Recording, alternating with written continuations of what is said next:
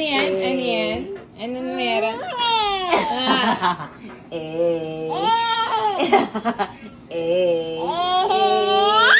Ano yan? Ano yan? Ano meron?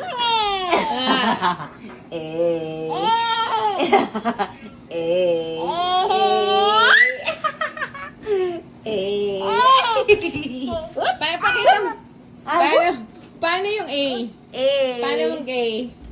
Alam niya yan. Doggy. Doggy. Ano sabi ng dog? Ano sabi ng dog? Ano sabi ng dog?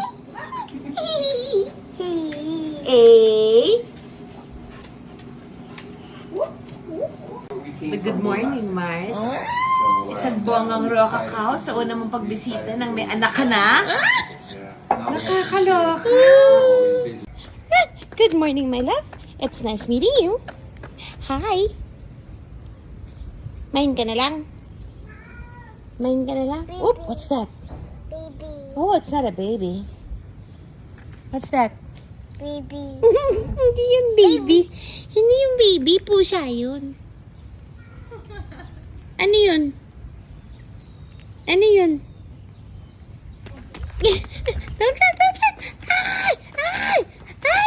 Mga kababayan, nakakatuwang balita mula sa mundo ng showbiz.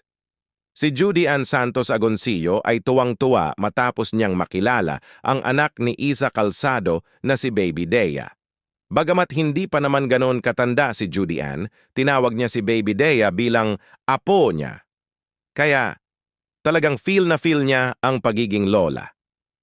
Nagkaroon ng bonding ang tatlo, kasama si Isa, sa isang masayang paglalakad habang kasakasama ang cute na si Baby Dea.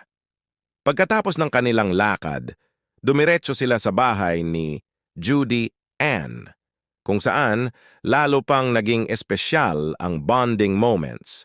Kinarga ni Judy Ann si Baby Dea habang naghanda rin siya ng masarap na kape para sa kanila ni Isa.